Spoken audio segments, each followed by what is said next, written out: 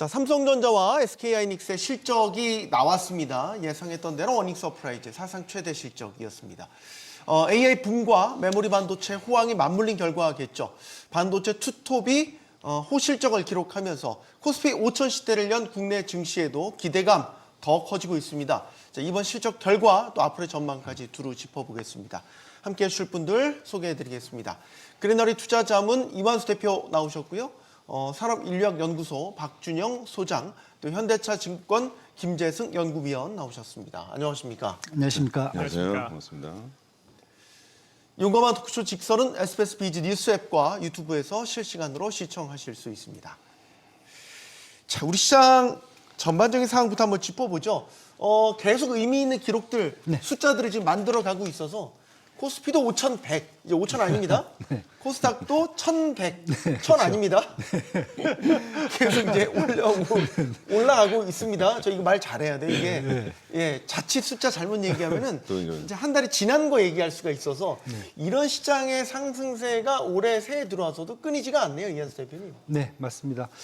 일단은 저는 뭐 두 가지 요인을 보고 있어요. 가장 큰 게 국내 이제 뭐 반도체 업종이 글로벌 경쟁력이 워낙 좋지만은 그것뿐만 아니라 조선 방산 거기에다가 이제 뭐 우리가 잘 아는 이제 AI라든지 아니면 이제 자율주행 거기다 우주항공 마지막에는 이제 뭐 화장품이라든지 엔터까지 이런 전반적으로 글로벌 선순환 사이클을 할 수 있는 업종들이 저희가 다수 포진해 있기 때문에 너무 좋다라고 지금 보여지고 있고요. 두 번째는 현재까지만 해도 일단은 대형주, 특히 5대 그룹 위주로 이 해당 업종들이 다 포진되어 있었기 때문에 코스피가 일단은 시장을 끌고 왔죠. 그러다 보니까 외국인들과 기관들이 먼저 자금을 쏟아붓는 경향이었다면은 이게 한 텀 이제 지나고 나니까 같은 업종 내에서 이제 대형주가 아니라 중소형주 단으로 다시 이제 매기가 또 순환이 또 들어가죠. 그런데 이 부분을 이제는 기관하고 또 개인이 매수를 이어가는 타이밍이 오기 때문에 그러니까 제가 지난번에 한번 나왔을 때 그 말씀을 드렸어요. 대한민국 증시가 잘 되는 집구석이다. 네. 계속 지금 잘 되고 있어요. 그래서 잘 되는 집구석에는 누구나 다 기웃거리거든요. 외국인도 지금 계속 기웃거리고 있고 그 집안에 있는 뭐 가족들 너무 화목하고 이러다 보니까 이게 계속 선순환이 갈 거기 때문에 저는 앞으로 이러한 트렌드가 당분간 꺼지기는 쉽지 않을 것 같다. 그렇다 보면은 계속 뭐 저희가 저는 뭐 지난번 나왔을 때도 한 6천 정도 코스피 상향 조정 말씀을 드렸고 코스닥도 일단은 뭐 1,300 정도는 저희가 일단은 뭐 먼저 거기까지 목표를 한번 놓고 보셔도 지금 충분하지 않을까 이렇게 지금 보고 있습니다. 주식이 오르니까 많은 분들이 이제 행복해 하는 증권사도 분위기 좋죠. 분위기 아주 좋습니다. 연구원님도 지금 증권사 분들도 이제 실적에 따른 성과급을 받으시니까. 사실 리서치 좋은 센터 성과급 같은 경우는 받으셨겠습니다. 성과급이 그렇게 연동되지는 않습니다. 왜냐하면 예, 아이고야. 저희 같은 경우는 이제 리포트가 돈에 영향받지 않게 써야 되기 때문에 어떻게 뭐 성과급은 보다는 기본급 위주로 돈을 받고 있기 때문에 또 컴플라이언스 이슈가 맞습니다. 있기 때문에 제가 만약에 성과급을 받게 되면 그래도 좋으시죠? 그게 좋습니다. 네. 일단 뭐 많은 분들이 이제 주식이 올라서 이런저런 이제 훈훈한 이야기들을 참 많이 하시더라고요. 그래서 다들 분위기가 좋으시고 택시만 타도 사실 요즘에 주식 물어보시는 기사님들도 꽤 많이 계세요. 이런 얘기하죠. 택시 기사님들이 이제 주식 얘기를 하기 시작하면 진짜 지금이 화랑이구나. 이런 얘기들도 있는데 식당에 일하시는 사장님들도 계속 손님 올 때마다 주식 얘기를 하세요. 요즘 그 정도입니다. 그 선두에 선 게 사실 이제 반도체죠. 반도체, 투톱, 대형주 반도체가 우리 시장을 사실상 뭐 견인해 가고 있다는 건 부인할 수 없겠고 그 결과가 또 나왔지 않습니까? 삼성전자, SK하이닉스 실적 발표했는데요. 뭐 예상한 대로 뭐 역대 최대 실적, 기대했던 것보다 훨씬 더 좋은 실적 나왔습니다. 일단 실적 어떻게 보셨는지도 한번 이야기를 들어보겠습니다. 소장님은 어떻게 보셨습니까? 현직에 계실 때 그런 실적 보셨습니까? 못 봤습니다, 실제로. 뭐 역사적인 스타일 상황은 맞는 것 같고, 뭐 저 숫자 아주 외워버렸습니다. 974758. 하이닉스가 97조 매출에 47조 영업이익률이 58%. 그다음에 이제 2016 해서 이제 삼성전자는 20조 원, 반도체가 16조 원. 이 정도 실적이거든요. 네. 일단 뭐 제가 아는 지인들은 지금 이제 난리가 났죠. 삼성전자는 이제 보너스가 한 48% 나온다고 그래서 뭐 2천만 원 정도 넘을 거고요. 하이닉스는 뭐 신입사원 연봉이 2억 가까이 된다는 얘기까지 있어가지고 뭐 지금 뭐 모르겠습니다. 그런 것들이 이제 뭐 이게 방송 들으신 분께는 일단 네. 그런 게 이제 하나의 이제 조직적 역량을 더 덧붙여가지고 지금 이 라인 내에서는 실제 풀캐파 아주 그냥 공장이 다 돌아가고 있거든요. 이거 해가지고 또 아시겠지만 소위 뭐 D램 거지들해가지고 빅테크 회사들이 다 지금 동탄에 숙소 잡고 있어가지고 예, 우리 이제 아시겠지만 우리 외국 분들께서 다들 기다리고 있고 그다음에 이제 스팟 가격이라고 그러죠. 지금 D램 가격은 우리 잘 나오지만은 한 9배 정도 올랐다고 하거든요. 기존 대비해서. 근데 지금 스팟 가격이라고 해서 급피하는 거는 그냥 가격이 상관이 없습니다. 그래서 급하게 계약을 하면 더 웃돈을 주고서라도. 15배도 있기도 하고요. 네, 무한대입니다. 그러니까 이제 지금은 소위 뭐 장기 계약 이런 얘기 나오는데 그것보다는 우리가 좀 급하니까 이라고 얘기하게 되면은 여기 먼저 드릴게요 하면은 그게 이익이 너무 올라가는 상태이기도 하고 이런 상태이기 때문에 일단은 뭐 올해 그다음에 내년 일정 부분까지는 이미 다 팔려 있다. 팔렸는데 얼마나 더 비싸게 팔까 이 정도까지 얘기가 나오는 것도 있다 말씀드리겠습니다. 행복한 비명이군요.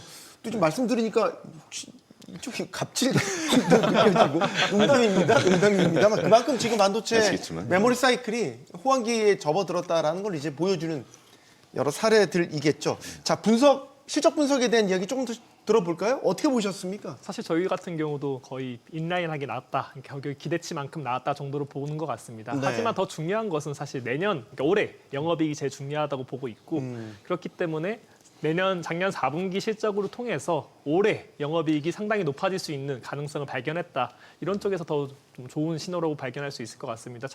참고로 증권사 중에는 그래서 삼성전자에 대해서는 올해 영업이익이 180조까지 부르는 데도 있고 SK 하이닉스까지는 같은 경우는 150조까지는 부르는 하우스가 있거든요. 그만큼 상당히 레벨을 높이더라도 이걸 따라갈 수 있을 것 같다. 아까 말씀하셨던 것처럼 대표님께서 그런 스팟 가격이 오르니까 계약 가격들이 꾸준하게 올라갈 거로 전망하고 있고 그 과정에서 결국에는 영업이익 100조 시대 두 기업이 모두 다 이렇게 열 수 있지 않을까라고 보고 있습니다. 180조 아까 영업이익 말씀. 예, 2배인 그렇습니다. 거예요? 1년 사이에? 아니, 4배죠. 네 배. 4배죠. 죄송합니다. 예, 4배죠. 40조 원이니까. 예. 예. 보통 3배 정도 생각하는 그럼 아까 지금 말씀하셨던 스팟 가격 막 14배 막 그렇게 했다는 게 네. 정말 맞는 말이라는 생각이 드는군요. 이한수 대표님. 네, 저도 지금 사실 마찬가지 연구원님과 마찬가지로 4분기 실적 오늘 나온 거, 그다음에 SK 하이닉스는 뭐 조금 더 어제 밤에 또 이렇게 늦게 또 저녁 때 또 발표를 하고 그랬잖아요. 네. 다른 거보다 4분기 실적을 갖고 올해 2026년도를 사실 분석할 수 있다는 게 가장 큰 거거든요. 그래서 시장 예상치만큼 삼성전자도 그렇고 SK 하이닉스도 뭐 19조 원, 삼성전자 20조 원 분기에 이 정도 나왔다 그러면 올해 같은 경우에는 가장 바텀이죠.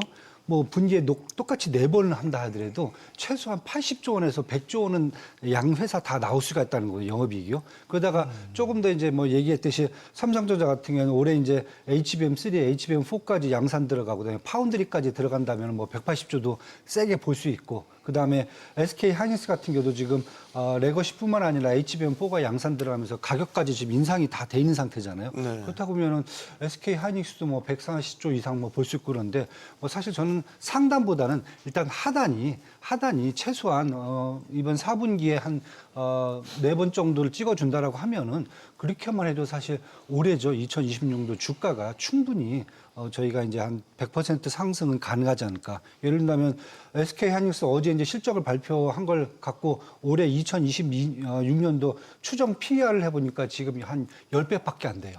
뭐 최소한 18배까지 가야 된다고 그러면은 네. 주가가 한 배는 더 오를 수 있다는 거죠. 지금 포인트에서. 그리고 삼성전자 같은 경우도 이제 뭐 이미 이제 잠정 실적 나온 걸 갖고 올해 PER을 추정해 보니까 여기도 10배밖에 안 돼요.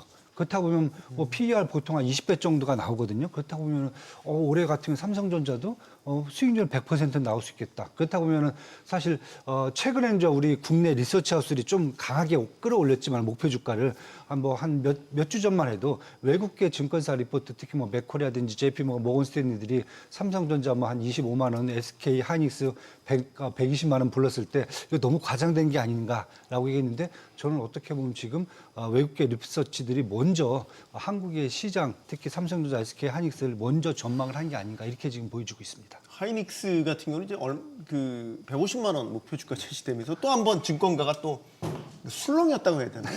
예.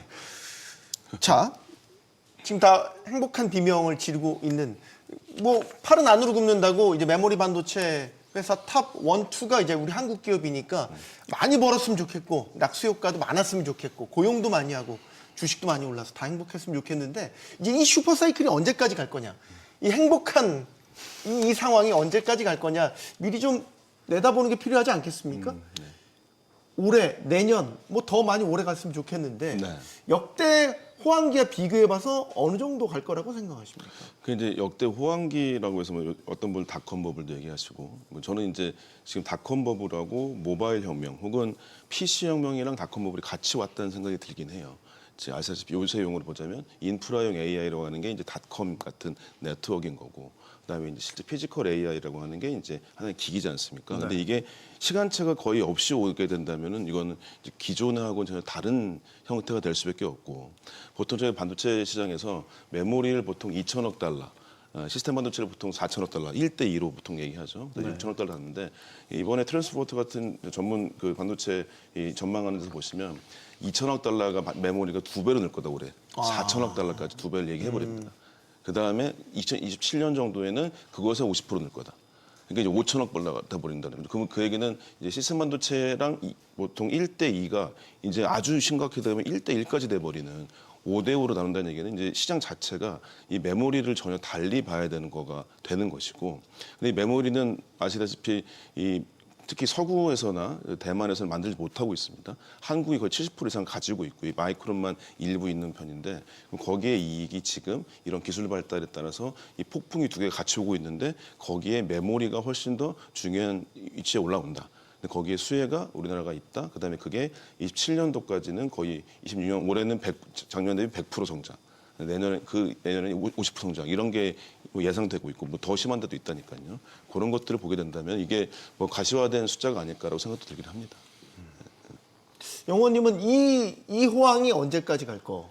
일단 데이터 센터에 대한 투자나 소버레 AI 같은 투자들 이런 것들이 2028년쯤에 피크를 칠 수 있다라는 기대 좀 전망은 있는 것 같습니다. 2028년 피크다. 예. 그렇다면 그러면은, 네, 2027년쯤에는 약간의 우려는 있을 수 있겠죠. 하지만 2년 전부터 우려를 보이는 경향은 잘 없다고 보고 있거든요. 또한 좀 전에 대표님께서 말씀하셨듯이 결국에 우리 닷컴 버블 시대 때 얼만큼 투자가 일어났냐를 보면 한 8, 9년 정도의 투자 사이클이 있었습니다. 그 당시에. 네. 8, 9년 있었고 GDP 규모로 대비했을 때 1%포인트 정도의 그 상승이 발생했었는데요.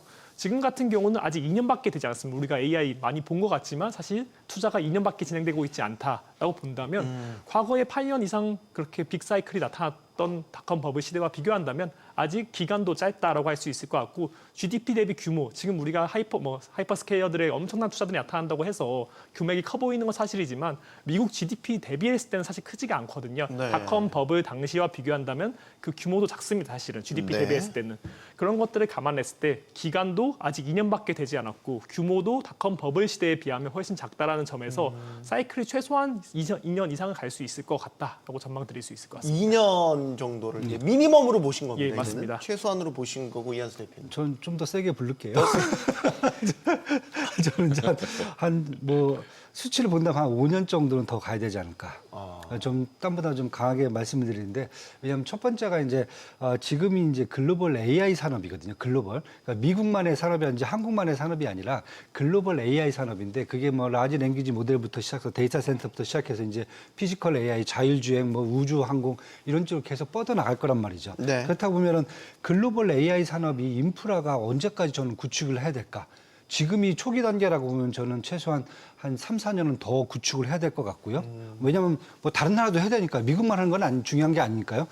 여기에서 결국 국내 반도체 회사들이 이제 수혜를 볼 수 있다. 그렇다 보니까 지금 뭐 저희만 반도체 회사가 하는 게 아니거든요. 미국은 뭐 인텔이라든지 그다음에 이제 마이크론 테크놀로지, 중국도 화홍 반도체부터 시작해서 SMIC, 그다음에 쿵푸 마이크론, 뭐 중국 양쯔 메모리지, 중국도 다 가고 있어요 지금요. 그러다 보니까 지금 인프라를 구축하는데 첫 번째 단계에 왔다라고 지금 저는 보고요. 네. 그런데 만약에 두 번째는 다른 것보다 이것을 지금 감안해서 각 반도체 회사들이 지금 설비 투자에 지금 들어갔거든요. 사실 뭐 어떻게 보면 뭐 작년 하반기부터 들어갔다고 저는 이제 보고 있는데 지금 계획된 걸 그냥 몇 개만 보면 삼성전자 지금 5년 투자 계획으로 450조 원 2030년까지 쏟아붓고 있다고 그랬어요. 그다음에 SK하이닉스는 2028년까지 128조 원.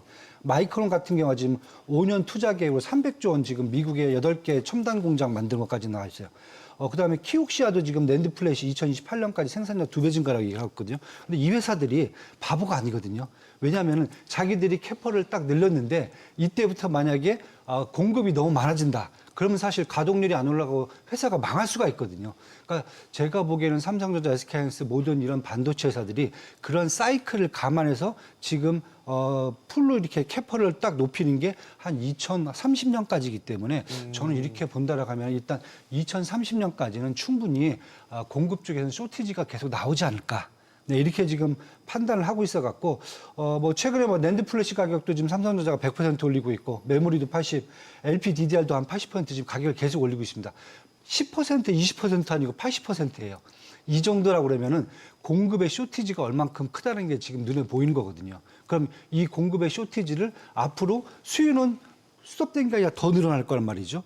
공급 쇼티지는 더 커질 거란 말이죠. 그러면 저는 최소한 한 5년 정도 이 공급 사이클에 맞춰갖고 아마 시장이 뭐 지금 뭐 공급자 시장이니까요. 네. 더 강세로 가지 않을까 저는 이렇게 지금 보고 있습니다. 지금 공급을 확 늘리지 않죠. 되게 타이트하게 맞습니다. 예를 들어서 설비 투자도 그렇게 하고 있는 상황인 거죠. 맞습니다. 그러니까 지금 메모리 3사가 사실상 독점하고 있는 이 판을 누구도 깨고 싶지 않은 뭔가 맞습니다. 암묵적 합의 같은 게 시장에 있다고 봐야 되는 건가요, 위원님? 사실 그런 것도 맞고 추가적으로 봤을 때 과거를 보면 결국에는 과거에 투자 많이 했다가 망했던 적들이 많다는 거죠. 치킨 게임 게임 하다 한참, 보니까 예, 어깨가 다 근데 그런 화두였죠. 것들이 다 알고 있다 보니까 실질적으로 늘리는 것에 좀 천천히 하는 경향이 있는 것 같습니다. 좀 즐겨가면서 가격 상승을 즐겨가면서 보는 게 있는 것 같고 거기에 더해서 잘 아시는 것처럼 TSMC 같이 고객사들이 요즘 만나서 직접 만나서 얘기를 한다는 거죠. 고객사를 만나서 메모리 반도체 얼마나 그러니까 반도체가 얼마나 필요할 것 같아. 이런 것들 대화를 통해서 자기들의 캐파 증설을 나가고 있다는 거죠. 과거 반도체 같은 경우, 특히 메모리 반도체 같은 경우는 커머티라고 해서 시장에 만들어 찍어 놓고 파는 시장이었습니다. 하지만 그렇죠. 지금은 스페셜티 같이 고객과 대화를 통해서 만드는 거기 때문에 더 신중하고 더 수요를 맞춰서 공급을 하는 경향이 있기 때문에 일단 공급사들이 훨씬 유리한 입장에 있다는 거죠. 과거에는 얼만큼 될지 모르지만 일단 찍어놓고 팔자 이랬던 반면에 지금은 너무나 고객사들이 필요한 거 알고 너희 몇 개 필요한지 다 조사한 다음에 우리가 과잉 투자가 되지 않는 과정에서 조금씩 투자를 늘려가는 과정이기 때문에 그 과정이 과거 사이클에 비해서 천천히 일어날 수밖에 없고 그렇기 때문에 이 가격 상승을 좀 더 꾸준히 누릴 수 있지 않을까라고 보고 있습니다. AI 시대에 부상한 이제 아이콘, 반도체 업계의 아이콘이라면 이제 HBM, 고대역폭 메모리라는 거고 여기에서는 이제 삼성보다는 SK하이닉스가 먼저 시장을 선점했고 지금 이 추세가 계속 가고 있죠. 삼성이 뒤늦게 뛰어들어서 아차 싶어서 막 열심히 추격을 하고 있지만 여전히 이제 우위를 확보하고 있는데 이제 HBM4 세대는 6세대. 그렇죠. 6세대로 이제 접어들지 않습니까? 그럼 이제 여기에서의 패권 경쟁은 어떻게 이제 되는 겁니까? 하이닉스가 우위입니까? 아니면 삼성전자의 거침없는 추격입니까? 일단은 뭐 그 중에 둘 다를 둘 다 맞는 말인데 네. 추격이 더 심할 것이라고 그런 게 저는 이제 결론을 갖고 있습니다. 왜냐하면 이제 여러저러 특히 기사가 되게 많이 났어요. 그래서 어떤 데는 HBM4 승인을 했다느니 뭐 SK하이닉스를 70% 내가 가져갔다는 이런 얘기 네. 하고 있는데 지금 기술적으로 확인해 본 결과는 일단 기술력이라고 하는 그 제품의 성능은 삼성이 좀 앞서는 게 사실이긴 합니다. 삼성이 이번에 어떤 느낌이냐면 절치부심해서 명품 만들자 이런 다짐을 가졌었어요. 삼성이 앞섰다고. 기술이. 네, 기술력. HBM4에 대한 품질 성능입니다. 네, 요거는 실제로 앞섰습니다. 이거는 이제 뭐 방송 많이 들었고 청취자분 아시겠지만은 그 단품이라고 하는 것도 더 좋은 걸 썼고, 네, 그러니까 전력의 소비가 덜 돼서 발열이 줄어들었고, 네, 이런 것들이 확인이 됐고요. 실제로 그럼 역전했네?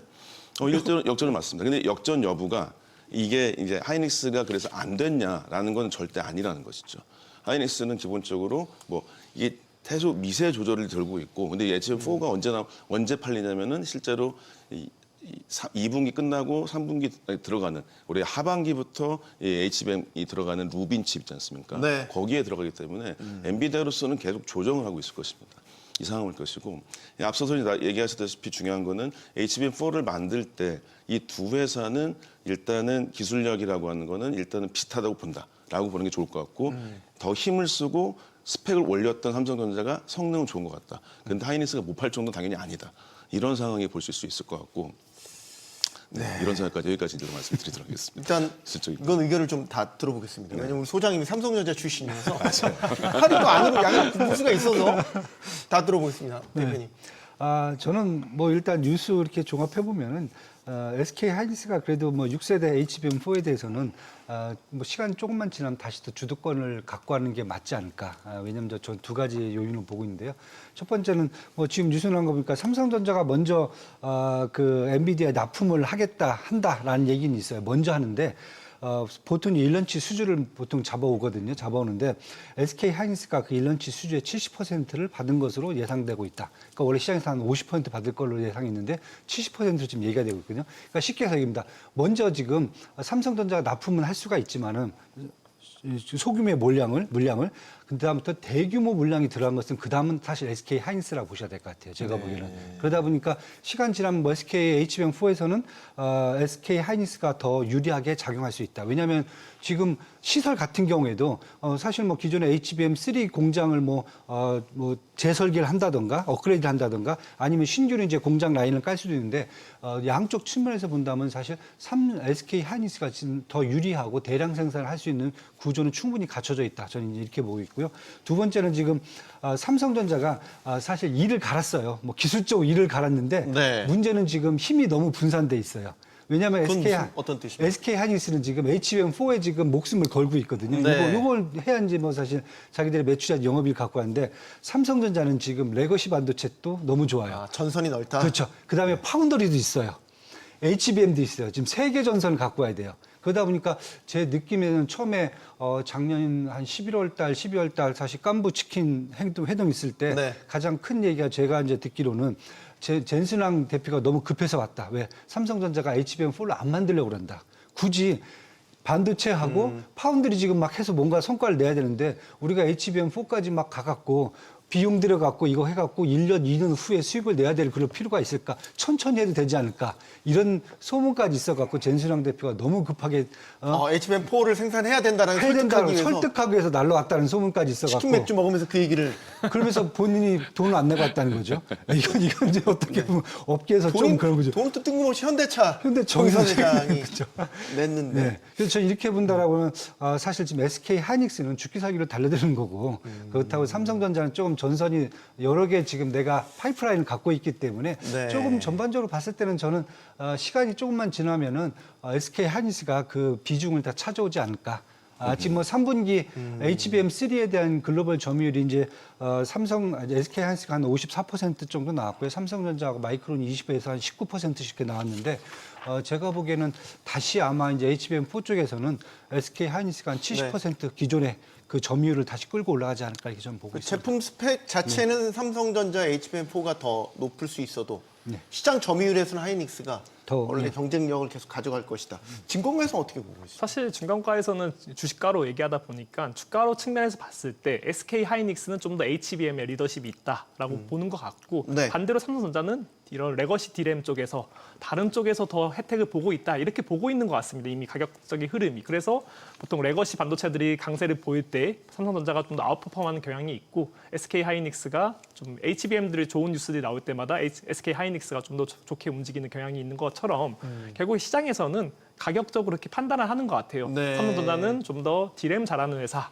그런 소위 말 레거시 반도체 잘하는 회사. 레거시 반도체도 워낙 부족하잖아요. 요즘 메모리 반도체가 그런 거에 부족하다 보니까 그럴 때 혜택 보는 건 삼성전자라고 보는 것 같고 SK 하이닉스는 HBM 워낙 잘하는 회사 이렇게 시장에서는 판단을 하고 있는 것 같습니다.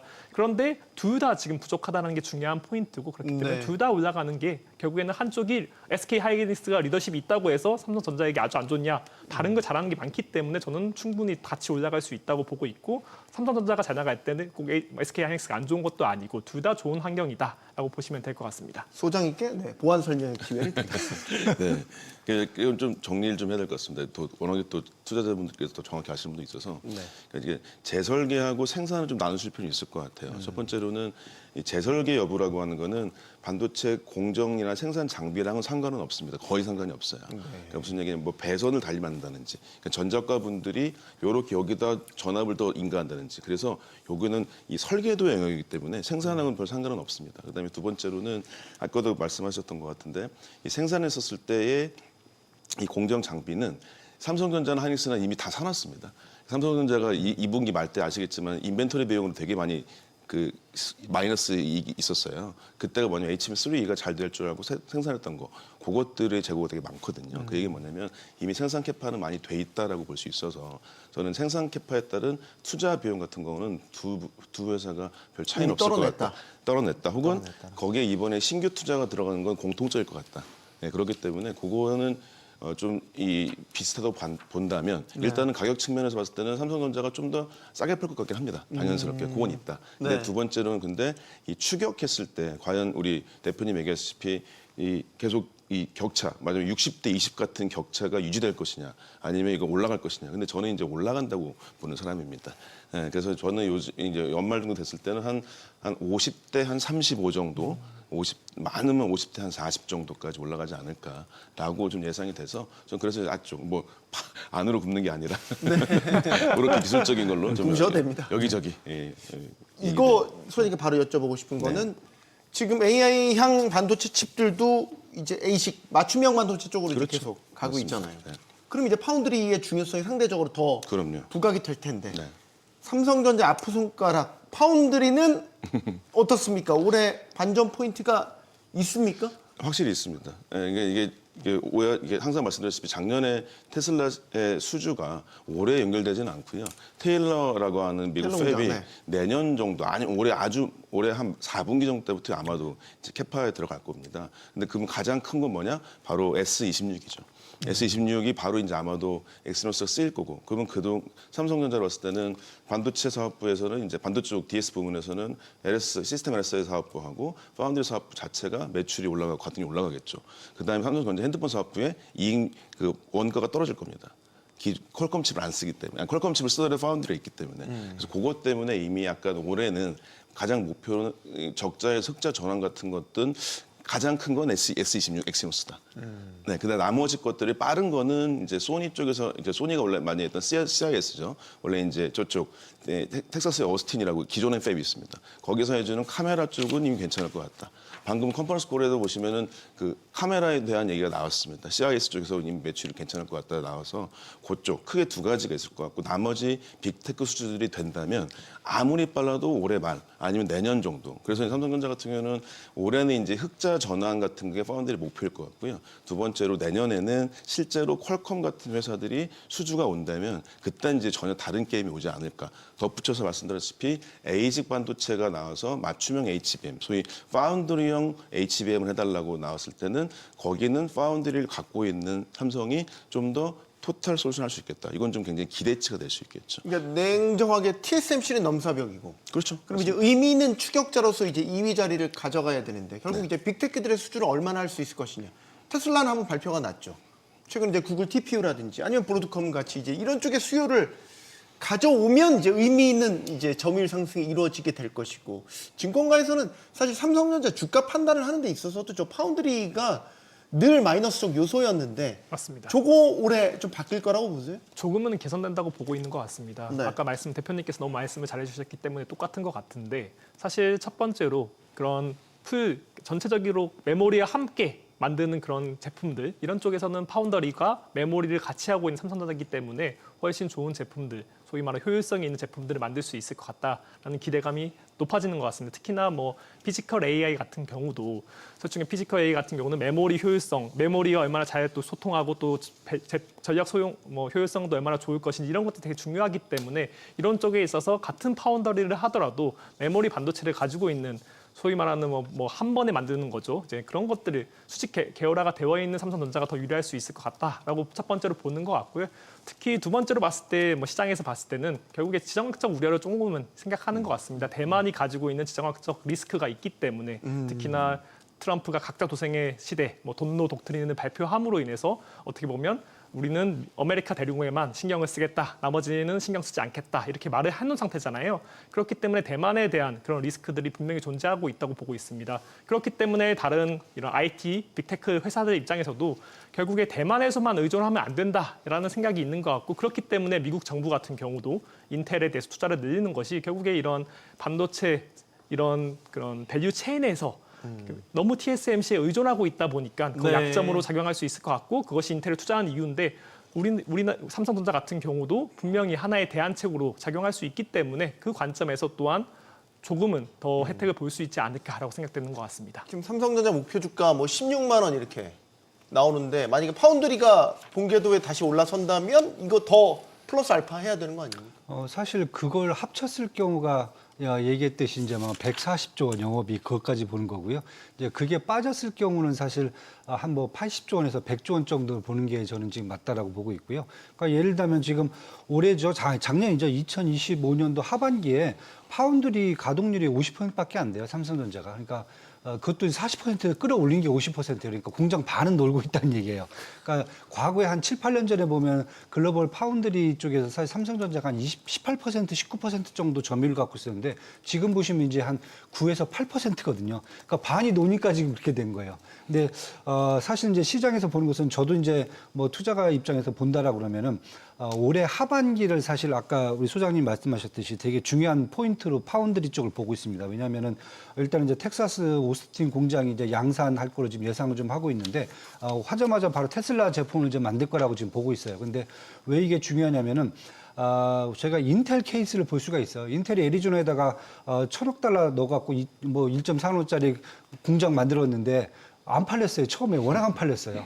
그런데 결국 시간이 지나면서 이제 리프탄 CEO가 들어오면서 일단 고객사들한테 신뢰 구축을 먼저 했거든요. 그게 중요하거든요. 그동안 과연 제품을 만들 수 있을지 이게 중요한 거고 두 번째가 정부 지원 요청 받았고요. 그다음에 이러다 보니까 점유율을 지금 5% 정도 수준까지 지금 끌어올렸고 그다음에 수율을 또 최대한 끌어올렸어요. 그러니까 공장 가동률을 지금 계속 끌어올리고 있거든요. 그러니까 이게 핵심이거든요. 그래서 삼성전자도 저 똑같은 케이스라고 봐요. 일단은 테슬라 제품을 만들면서 한두 달 정도 지나서 테슬라 어떤 만족도를 한번 봐야 될 것 같아요. 그래야 고객사들이 어느 정도 이제 신뢰감을 확보할 수 있을 것 같고요. 그다음에 이제 미국 정부가 됐든 약간 이제 정치적 리스크라든지 이제 국제 리스크가 이제 또 포함될 것 같고 그리고 이제 수율까지 좀 끌어올려 줘야 그래야 제가 봤을 때는 이제 투자가분들도 그럼 파운드리도 앞으로 이제 흑자로서 영업이익 흑자로서 계속 이제 저희가 얘기하는 그냥 가장 바닥인 뭐 80조 원이 아니라 뭐 140조, 150조까지 끌어올 수 있는 요인을 여기서 사실 찾을 수 있지 않을까 저는 이렇게 지금 보고 있어 갖고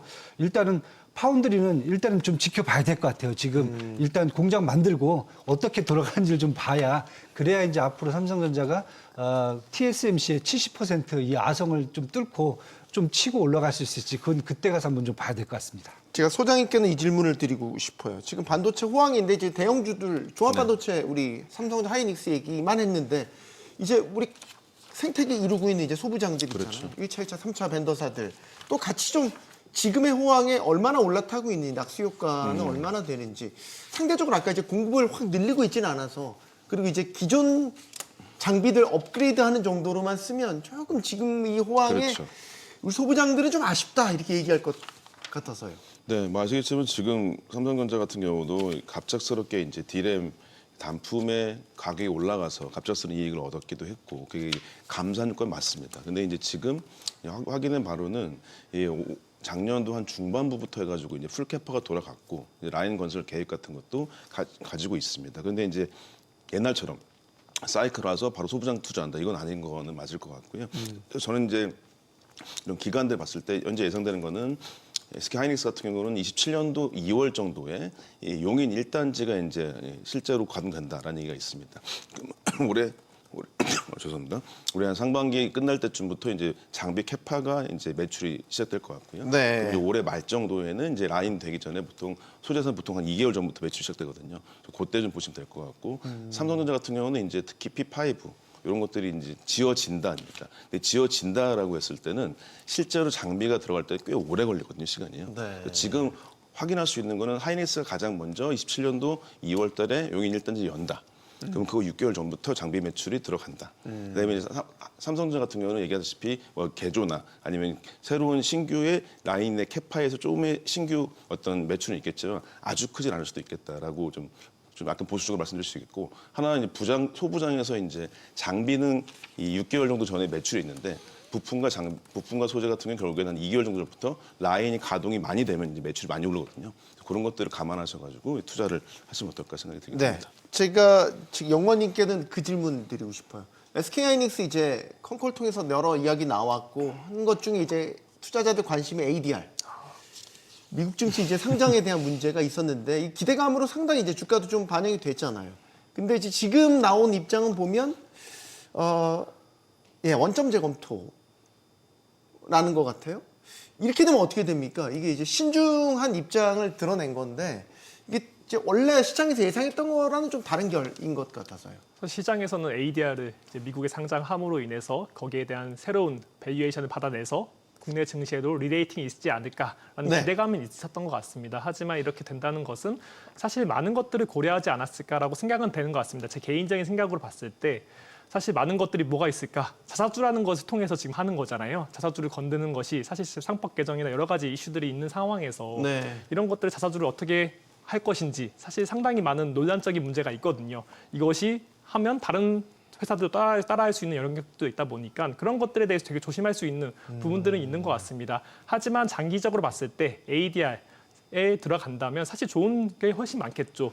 TSMC 같은 경우도 지금 미국에 상장되어 있고 저 같은 경우도 미국 대만에서 각권 지수에 있는 지금 TSMC를 보지 않습니다. 저 같은 경우도 미국에 상장된 ADR TSMC를 보고 있고 그것의 움직임을 통해서 미리 예측하는 것들을 보고 있는데 그만큼 미국 증시에 상장이 되면 훨씬 밸류에이션이 잘 받을 수 있는 환경에 노출될 수 있다. 왜냐하면 미국 증시에 상장되면 소위 말하는 그런 필라델피아 반도체 지수 이런 데 편입이 될 수도 있잖아요. 네. 그렇게 되면 당연히 거기에 따라가는 ETF들 수많은 자금들이 또 들어갈 수 있고 이런 것들이 있기 때문에 만약에 ADR 상장한다면 상당히 좋은 환경이 나타날 수는 있겠지만 문제는 이러한 자사주를 건드는 것에 있어서 상법 개정이나 다양한 이슈들이 있기 때문에 조금은 조심하는 것이 아닐까라고 생각되는 것 같습니다. 이슈가 계속 나와가지고 질문 드리기 너무 많아서 제가 마음이 급해요. 일단 ADR 이슈는 대표님께도 간단하게만 들을게요. 그 다음에 제가 또 드릴 질문이 있어서. 네. 사실 뭐 양쪽이 누가 수혜를 보냐죠. 자사주를 소각하면 주주들이 사실 유리한 거죠. 왜냐하면 주주 가치가 제고가 되는 거고요. 반대로 ADR로 뉴욕 증시에 상장을 하면은 지금 한 2.4%거든요, 지분이. 네. 자사주가 한 1,740만 주인데 이걸 팔게 되면 사실 대규모 자금 조달이 가능하기 때문에 인디애나에 지금 짓고 있는 HBM 신규 공장 자금으로도 쓸 수가 있고 그다음에 여기다가 또 상장하게 되면 필라델피아 반도체 지수 편입도 가능하고 다음에 이제 MSCI 선진국 지수 편입될 때 더 유리할 수도 있고 여긴 또 회사 가치가 또 사실 유리해지는 거거든요. 그래서 사실 지금 먼저 최태원 회장님이 뭐 회사 가치를 먼저 생각을 하면서 ADR 상장을 얘기하셨던 것 같은데 또 국내 또 여론이 그렇지가 않다 보니까 또 주주 쪽도 생각을 해야 되고 그래서 아마 제가 보기에는 어느 쪽을 해도 뭐 사실 저는 뭐 큰 적은 없다라고 보는데 중요한 것은 이제 뭐 공정한 판단을 잘 하셔야죠. 근데 사실 저는 뭐 ADR 하시는 게 더 좋지 않을까. 회사 가치를 지금 당장 올리는 게 더 좋지 않을까. 이렇게 저는 지금 보고 있습니다. 네, 자 삼성전자 HBM4에 대한 입장이 나와서요. 이거 한번 짚고 넘어가죠. 다시 한번. 네. 퀄 완료 단계. 퀄 테스트 완료 단계. 그래서 2월부터 양산 출하 예정.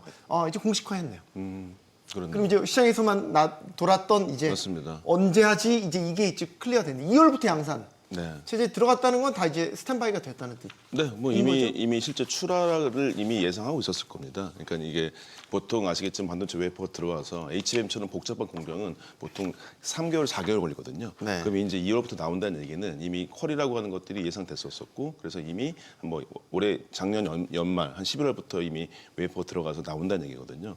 뭐 말씀드렸다시피 이 초기에 그 소위 품질이 좋은 제품이 나와서 출하한다는 거는 상당히 파급이 있다고 봅니다. 우리 대표님 얘기했다시피 현재 이것이 당장의 점유율의 변화에는 좀 작을 수 있겠지만 실제적으로 이제 예전에 2년 전에 보시면 HBM3를 하이닉스가 인증받을 때 그때도 네. 업계에서 어떻게 얘기했냐 훨씬 스펙보다 좋은 걸 냈다. 그래서 승인 받았다는 게 훨씬 업계의 전망이었거든요. 근데 이번에 삼성전자가 HBM으로 봤었을 HBM4로 봤었을 때는 마이크론이나 하이닉스보다 더 좋은 스펙을 낸 건 맞습니다. 그래서 그렇기 때문에 훨씬 더 승인을 먼저 받은 것이고 이 초도 효과라고 하는 게 이게 이제 외려 기억하시겠지만 업계에서 항상 하이닉스가 먼저 승인 받고 이거를 삼성전자가 몇 개월 안에 쫓아가느냐라가 이제 방향이었는데 외려 바꿨다는 얘기는 이 하이닉스가 더 지금 발등에 불이 떨어진 건 맞습니다.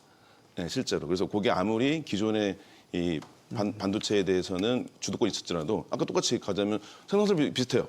그러면 이제 생산만 더 비싼 걸로 파게 된다면 당연히 저희 삼성전자가 이익을 더 이익을 HBM4에서는 서륙할 수 있겠다라고 좀 말씀을 드려볼 수 있을 것 같습니다. 네. 자, 이런 가운데 이재용 삼성전자 회장이 위기론을 꺼내 들었습니다. 자만하지 말아라. 마지막 기회라는 이야기도 했고요. 선대 이건희 회장이 얘기했던 이 샌드위치론을 또 다시 꺼내 들었습니다.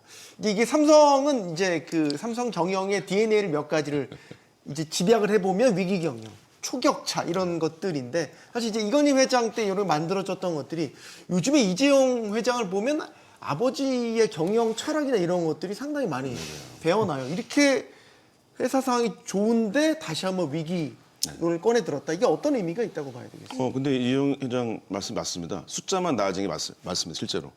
그럼 진짜 내부의 위기감은 여전히 있는 겁니다. 있습니다. 다들 알고 있는 거는 이게 우리가 지금 하이닉스보다 확실히 앞선 건 아니라는 걸 확실히 알고 있어요. 이거는 경영진도 판단 제대로 하고 있고 예전에는 안 좋았을 때 뭐죠? 경영진은 이런데 임직원들이 다르면은 안 좋지 않습니까? 네. 근데 지금 이번이 D램 수급에 따라 나아진 거는 맞다.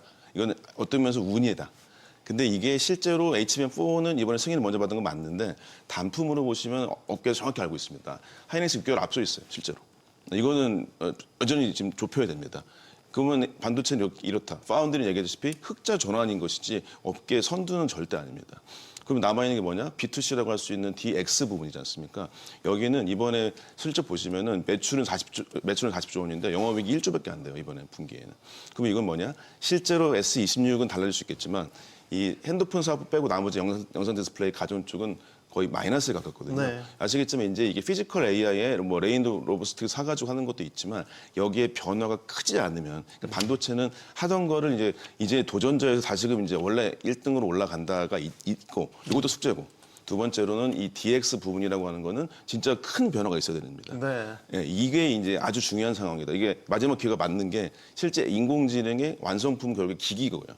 기기는 결국에 피지컬 AI이고 삼성전자가 그걸 간이 안 할 수는 없습니다. 그렇기 때문에 핵심 순간 맞는 것 같고 다시금 근데 중요한 건 저는 임직원들이 피곤하긴 하지만 정확히 알고 있다. 예, 그래서 이제 의미가 있다고 생각합니다. 자, 이제 시장 이야기로 다시 돌아와 보겠습니다. 코스피 5천 시대 열었고요. 온갖 장밋빛 전망들이 쏟아지고 있습니다.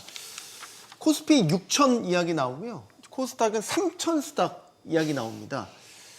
가시권에 들어왔다고 보십니까? 일단 코스피 6천 전망. 지금 증권가에서 무게중심을 어디로 두고 있습니다? 사실 6천까지 하우스에서 내는 하우스는 많지 않은 것 같습니다. 아직은 5,500부터 6천 사이에 상단이 위치해 있기 때문에 조금은 더 지켜보면서 갈 것 같은데 왜냐하면 사실 이번 영업이익이나 이런 것들은 다 많이 반영되어 있는 상황이기 때문에 그런 것들이 추가적인 상승이 나타나야지 거기서 이제 추가적인 지수 상승이 나타날 수 있을 것 같습니다. 그것이 무슨 맥이냐면 결국에 우리가 지금 이번 강세장을 이끌었던 것은 소위 말하는 2026년 나아가서 2017년 반도체 업종의 이런 영업이익 증익 이쪽에 달려 있었거든요. 그런데 지금 이번 4분기 실적 발표를 통해서 그런 것들은 일단락 될 수 있을 것 같다라고 볼 수 있을 것 같고 그럼 추가적인 상승을 어디서 찾을 수 있을 것인지가 중요할 것 같은데 그것은 이제 뭐 3월 달에 있는 마이크론 실적 발표 이런 것들을 보면서 더 한 단계 높아질 수 있지 않을까로 보고 있습니다. 그렇기 때문에 단기적으로는 조금은 쉬어갈 가능성도 조금은 코스피는 존재할 네. 수 있을 것 같다라고 보고 있습니다. 그것이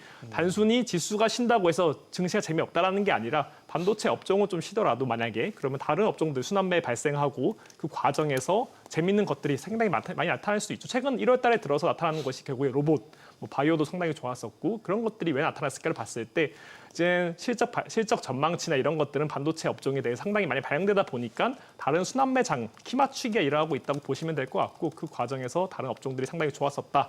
조선방산도 최근에 좋았었고 그런 것들이 결국에는 다 같이 가는 장이 더 좋은 건강한 장이라고 할 수 있을 것 같고 그런 것들이 되는 것 같습니다. 그렇기 때문에 6천을 가기 위해서는 더 좋은 반도체 실적이 나와야 되고 그것은 실적 발표라는 게 텀이 있기 때문에 좀 기다려 봐야 된다라고 볼 수 있을 것 같고 그 과정에서 저는 순환매와 키 맞추기가 좀 더 발생할 수 있지 않을까라고 보고 있습니다.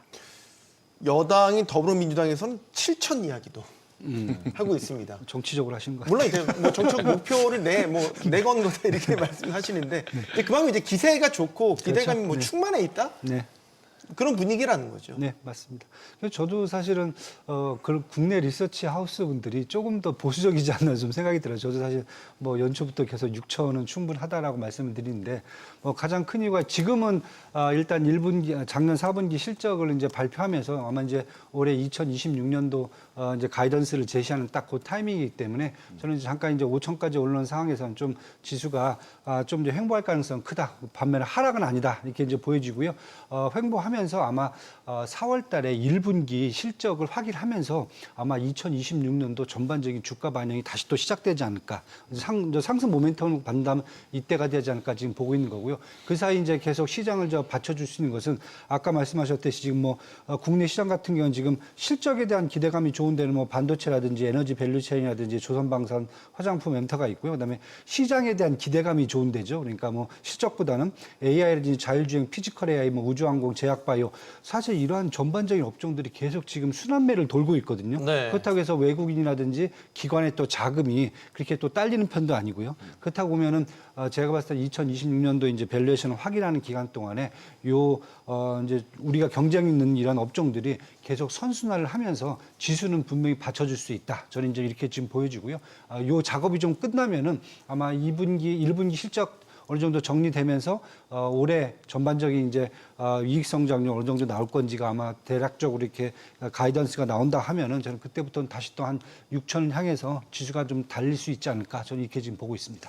연구원님, 반도체가 끌어온 장은 맞는데 이제 올해 새롭게 이제 라이징 스타가 뭐가 될 거냐라고 본다면 이제 CES를 통해서 피지컬 AI가 떴고 로봇이라는 게 이제 휴머노이드 로봇이 이제 가시화됐다. 그래서 지금 로봇 섹터가 전반적으로 굉장히 잘 오르고 있잖아요. 사실 2023년 그때도 4년까지 아주 로봇주가 각광받다가 좀 작년에 조정 좀 있었고 최근 다시 주목받고 이제 테마성이라고 봐야 되는데 이제 올해는 좀 다를까?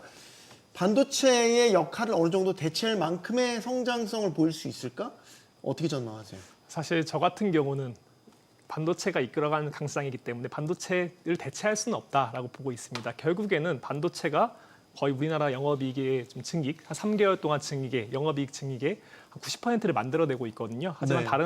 다른 섹터들 같은 경우는 그 소위 말하는 구찌가 작다고 할 수밖에 없는 거죠. 금액 규모가 작기 때문에 반도체가 많이 꺾이고 반도체 이익이 줄어든다. 이런 상황에서 그런 종목들이 좋을 수는 없다고 보고 있고 반도체가 가는 과정에서 다른 혜택을 보는 종목 섹터들로서 참여할 수 있다고 저는 보고 있습니다. 그렇기 네. 때문에 또한 과거를 보면 강세장이 지속될 때는 보통 주도 업종이 깨지지는 않습니다. 오히려 주도 업종이 바뀌지도 않고요. 주도 업종인 반도체는 가져가되 그 과정에서 이런 새로운 섹터들을 발굴하면서 순환매가 일어난다고 저는 보고 있고 네. 그렇기 때문에 아까 저희 대표님께서 말씀하셨던 것처럼 그런 잠시 쉬어가는 과정들 좀 발생할 수는 있을 것 같아요. 실적 발표라는 게 시간의 텀이 있으니까요. 그 과정에서는 다른 업종들 최근에 2차전지도 좋고 하잖아요. 그런 것들도 로봇 2차전지 왜 좋았을까를 본다면 반도체가 많이 올랐고 또 영업이익 증익도 거의 다 끝나가니까 다른 섹터를 찾다 보니까 그런 네. 쪽에서 급등 일어난다고 보고 있고 또한 최근에 개인들의 머니 무브가 많이 발생하고 있는 것 같습니다. 특히나 ETF를 통해서 많이 발생하고 있는 것 같은데 그런 머니 무브가 발생할 때 그런 것들이 이제 그런 섹터 테마 ETF나 이런 것들을 통해서 많이 들어오는 것 같아요. 그런 것들을 통해서 결국에는 로봇이나 그런 것들이 같이 올라가는 장이지만 그것을 대체하는 주도 업종이 바뀌는 그런 해까지는 저는 전망하고 있지는 않습니다. 알겠습니다. 아까 피지컬 AI 소장님께서 얘기를 해주셨고 로봇은 어떻게 보세요? 삼성도 로봇에 해야 되죠. 본격적으로 네. 뛰어들 것 같나요? 네, 물론 이제 네, 뭐 네. 레인보우 로보틱스라는 이제 그렇죠. 자회사도 두고 있기는 하지만 아직 삼성전자 본체가 움직인다고 보기는 어려울 것 같고 그렇죠. 현대차 같은 경우는 이제 아예 보스턴 다이내믹스라는 이제 확실한 네, 맞습니다. 그 축이 있지 않습니까? 네. 결국 근데 삼성이 제조업의 삼성인데 결국 로봇으로 들어가지 않겠습니까? 들어가야 됩니다. 아시겠지만 이제 삼성전자가 그 세계 위리죠. 메모리 반도체, 그다음에 칩 전체 다를 가지고 있는 기기까지 만들 수 있는 전체에서 이제 유일한 회사인 것이고, 그다음에 이제 아시겠지만 이제 다른 다양한 기업들, 특히 이 테슬라랑 연결되어진 어떤 피지컬 AI 쪽에 대해서도 헤드를 만들고 있기도 하고 네. 서로 이제 이 회사들이 합종 연행을 합니다. 뭐 소위 얘기하는 우리끼리 다 카르텔이 이런 게 아니라 잘하는 애들끼리 모일 겁니다. 이런 상태가 된다면 삼성전자는 이걸 포기할 수 없을 것이고요. 근데 이제 매출이 발생하는 가장 큰 이유가 바로 자기의 팹이나 제조 라인이 있기 때문에 거기에 로봇을 넣을 수가 있다라고 하는 게 가장 큰 장점이 될 수 있을 것이고요. 그 이후부터는 좀 더 봐야겠지만 일단 아시겠지만 얘기했었던 대표님께서는 깐부 회동에 있었을 때 그때 우리 모르지 않았습니까? 현대차가 왜 꼈었을까? 근데 이제 봤더니 로봇인 거예요, 결국에는. 엔비디아 헤드를 갖고 있는 로봇이다. 네. 삼성전자는 일정 정도의 합종용을 하겠지만 자기의 헤드를 가지고 자기의 기기를 만들려는 쪽으로 가려고 할 겁니다. 그렇다면 그게 이제는 로봇이라고 하는 게 좀만 빨리 온다면 이거는 우리나라 산업 자체를 바꿀 수도 있기도 하면서도 반도체로 봤을 때는 엄청난 이익이죠. 여러분, 그 로봇 하나에 들어가는 반도체 개수가 500개가 넘거든요. 네, 그러면 전혀 다른 이제 세계가 오기 때문에 예, 그런 게 피지컬 AI가 결론적으로 삼성전자는 한다 무조건 안 할 수 없다. 그때는 이제 시장 달라겠죠. 이게 이 자동차를 만드는 곳에 쓸 거냐, 아니면 실제 애가 어떤 기기가 될 거냐, 제조업에 쓸 거냐. 이 장소는 다를 수 있겠지만 네. 일단은 한다. 예, 거기는 이제 서로 간의 경쟁이 있겠다. 그렇지만 그때까지는 어쨌든 간에 지금의 자본을 가지고 들어갈 수밖에 없다. 그래야 반도체를 포함한 피지컬 AI든 간에 석권이 된다. 석권이 않더라도 할 수 있겠다라고 해야 됩니다. 그 AI 작년에 이제 몇 차례 시장 흔들어 놨던 게 AI 거품론이었지 않습니까? 이제 수익성에 대한 문제도 있고 그런 거를 이제 극복할 수 있는 매개가 이제 피지컬 AI가 새로 이제 구상을 했단 말이에요. 더 구체적으로 로봇이 또 하나의 대안도 될 수 있고 그러면 이제 올해 이런 AI 거품론에 대한 걱정은 어느 정도 하고 있어야 되냐? 잊을만 하면 다시 또 시장을 흔들려고 이제 부상을 하는 또 이런 상황을 우리가 걱정해야 될까요? 사실 이제 미국하고 저희하고 좀 약간 차별화를 보셔야 될 것 같아요. AI 산업에서요. 그러니까 미국 같은 경우 이제 AI 반도체, 특히 이제 엔비디아라든지 AMD를 통해서 AI 반도체를 만들고요. 데이터 센터를 통해서 그다음에 구축한 것이 이제 우리가 잘 아는 이제 라지 랭귀지 모델 쪽이거든요. 소프트웨어 쪽이에요.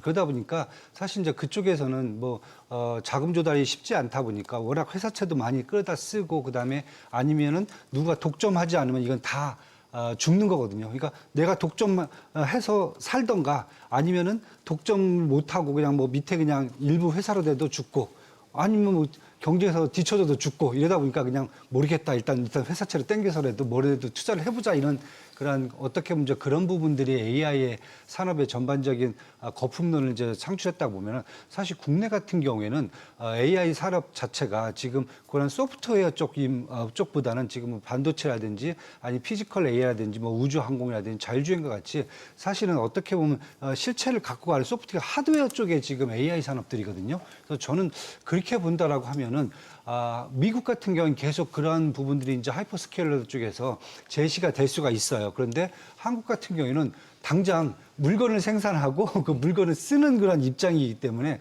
저는 이렇게 본다 보면 한국 같은 경우는 사실 뭐 말씀하신 대로 뭐 그게 로보틱스가 될 수도 있을 것 같고요. 우주항공이 될 수도 있을 것 같고 뭐가 될 수든지 하여튼 국내 산업 같은 경우는 제조업을 기반으로 하드웨어를 중심으로 나가는 거기 때문에 저희 쪽에서는 조금 이제 AI에 대한 거품론이 다르게 좀 접근되지 않을까 저는 이렇게 지금 보고 있습니다. 알겠습니다. 요즘에 주식 투자해서 돈 벌었다는 분들 많습니다. 기분 좋은 일인데 계속 좋으면 더 좋겠죠? 자, 그래서 지수가 올라가는 숫자에만 열광할 게 아니라 투자자들이 신뢰하고 장기 투자할 수 있는 지속 가능한 성장 토대를 만드는 게 더 중요하다는 생각이 드는 요즘입니다. 위기가 와도 견뎌내고 성장의 혜택은 골고루 나눌 수 있는 그런 시장 말이죠. 용감한 토크쇼 직설 마치겠습니다. 여기는 모든 경제가 모이는 SBS 비즈입니다. 시청해주신 여러분 고맙습니다.